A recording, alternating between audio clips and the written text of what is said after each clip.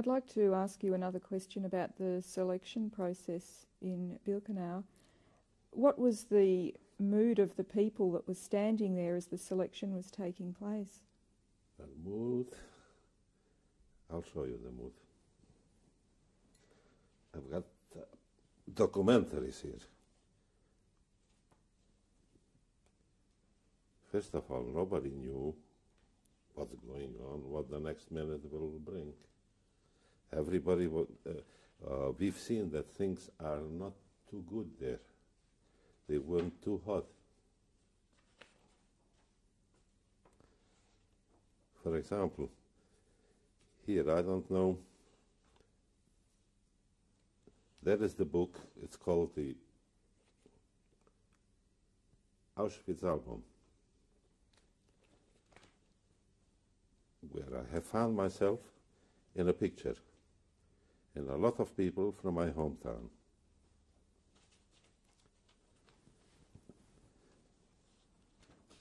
If you can, you make a close-up of that here, of the first picture, where I am there.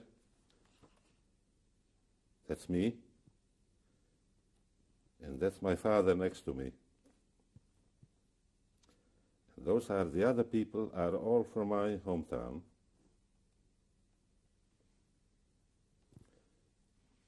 So are those. Were you ever aware that your photograph was being taken? No. Nobody was aware of that. We didn't know. We didn't know, by the way, on which world we live. It was absolute sheer hell. I always said in the camp, if there is any hell, that's the place, that's here. So if I've ever survived and I live, I said, I'm not frightened anymore for hell because I went through it already. Yeah?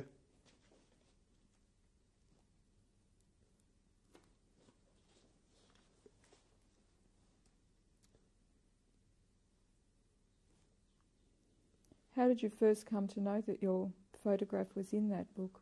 I found out on television. I used to watch, years and years ago, there was The World at War. It was a program going on Channel 2, I think 26, had 26 series of 26 an hour each. And I was watching with my wife, and I said, and they showed that picture, you know, the final solution in The World at War, they showed that picture. I said, that's me. My wife said, nah. I said, that's me, my father. I said, that's, I recognized even the town crazy. The town crazy man standing behind me. You know, every village had like I said, had a town, had crazy, and here is another boy who went to school with me, right in front of me. And they showed only that one photo. So anyway, I said, next time I'm going to ring up Channel 2. And I did. I rang up Channel 2 and I said, look, I have found myself in that picture in the final solution in that program what you had at The World at War. I said, could I get a copy of that picture? They said, no, I'm sorry, we can't. We already sent it over to Tasmania. Anyway, I said, well, but they said they eventually will show it again and you give us a ring. The next time, by the way, they repeated that again 2 or 3 times. And the next time they repeated, I said, I'm not going to ring Channel 2. I'm going to take a photo myself with a camera. That's what I did. I took the photo from television. I've got the photos here. And I said, that's me in Birkenau on arrival. You know, before the selection. That was before the selection. They selected us. And after, I think in 19 I went to Israel to visit my son. And I've got friends there, by the way. The friend who's in the picture too. He went to New York from Israel also for a visit to New York in the 80s. And I don't know exactly the year. I know it was in the 1980s, 84 or 85. And he brought back that book because he's got friends also from our hometown. They said there is a lot of people in the Auschwitz Album, which, you know, like I told you the story, there's the girl who was liberated, and she found an album in some SS barracks after the liberation, and she took that book with her to, you know, as a memento, because she found from her little village the rabbi and a lot of people who she knew. And she kept that book. She, you know, when she came back after the war, she lived in Prague for a couple of years. And in Prague, the Jewish Museum copied quite a few of those pictures to have for the museum from Auschwitz, and that actually is from Birkenau, not from Auschwitz. And they made the pictures on glass, you know, they took the film, the things on glass. And the story is that Klarsfeld, you know, she is the, you know, the part Nazi hunter and so on. She went to Prague to find out where they, who gave him those pictures. And they told her because they had their name where she was still single, that girl. And they told her that she emigrated to America. So anyway, to make the story short, she followed her to America. She hired a detective, and she found her in Miami. And she asked her, can I have a look? You gave some pictures in Prague to the museum there, which they copied. Have you still got that album, that book, those pictures? She said, yes. Yeah, I've got it because she kept it, because she found her family there, and a rabbi, and acquaintances from her village. And of course, Clara, what I read, the story about it, because the story is in the book itself, that she offered her some money for it because they wanted to put it into Yad Vashem in Jerusalem. So she said she doesn't want money for it, but she'll give it free, only she wants copies to be made. So they made 1,000 copies of the book. And that's, you know, she handed over that, made a big ceremony, Yad Vashem, because she's had the original. But according to my knowledge in information, the Germans weren't allowed, they haven't taken a film. They may have taken maybe for Himmler or for the big shots. Maybe they destroyed it after, but that's the only documentary pictures, still pictures, they've got from Birkenau, from when people arrived. I've seen other films too, but I haven't seen, I've seen Birkenau filmed. I've seen Himmler I think in Birkenau. But it was very, mostly with what they call with the Häftlingen, you know, with the prisoners. But no details on anything like that, because the Germans themselves didn't want to have evidence. I mean, that's evidence. There are pictures here from German guards, you know, which they captured. They looked for, they caught a lot of them, right? They didn't want any... So I think if the Germans would have known that whoever SS guard made those pictures, I think they would have shot them too. Because they didn't want to have no evidence whatsoever. That's why there's hardly, I've seen, and you've seen most probably, there's a lot of, quite a bit of film in Poland, you know, where they mescaling the Jews, yeah, where they're digging their own graves. from Auschwitz, Birkenau, where the annihilation went on wholesale, there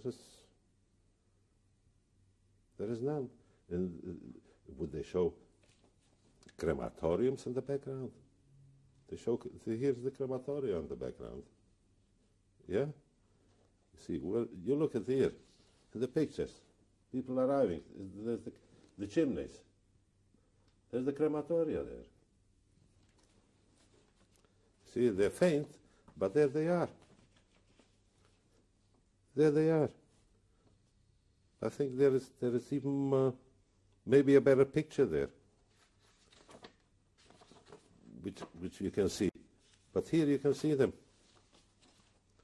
They didn't want that because they denied that here. They denied everything.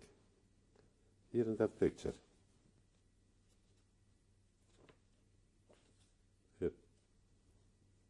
Here. So they didn't. It must have been taken because, according to the book, what he says, he sent it to his girlfriend to show where he is, what his job is in the SS, yeah, which he writes. He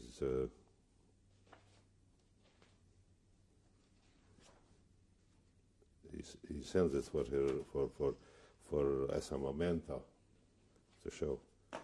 Anyway, my father and mother. It's the only picture I've got left of my mother.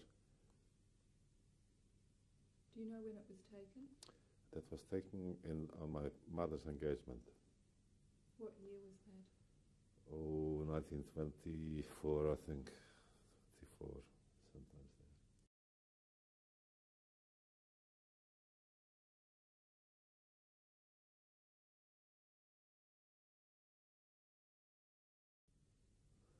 That's me on my wedding day. Me and my beautiful bride.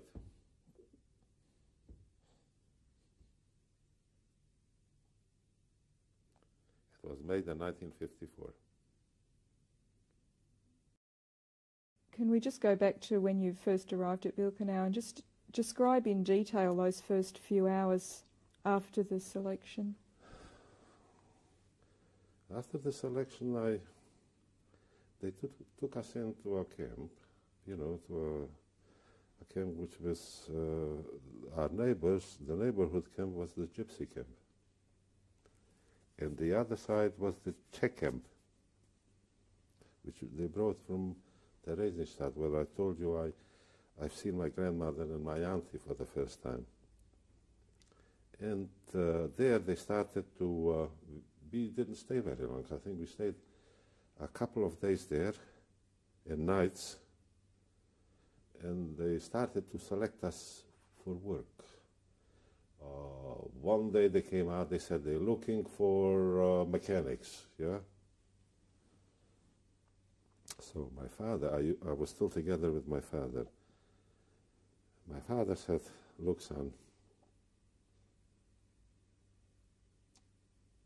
you, when they ask for mechanics, you lift your hand and say that you are a mechanic. If they need mechanics, that means you're going to live. You understand? They let you live. So my father advised me, and I did it. I lifted the hand, and they separated me from my father. My father stayed all the time. He was in the camp in Auschwitz. He worked in an agricultural setting there. And I was sent a lot of friends, school friends with me who came together with me. They also lifted their arms. They're all mechanics too. Yeah? A day later, when they separated us, they put us separate in a barrack, supposedly the mechanics. We weren't mechanics, but I was 15 and a half. I looked most probably like 18, yeah?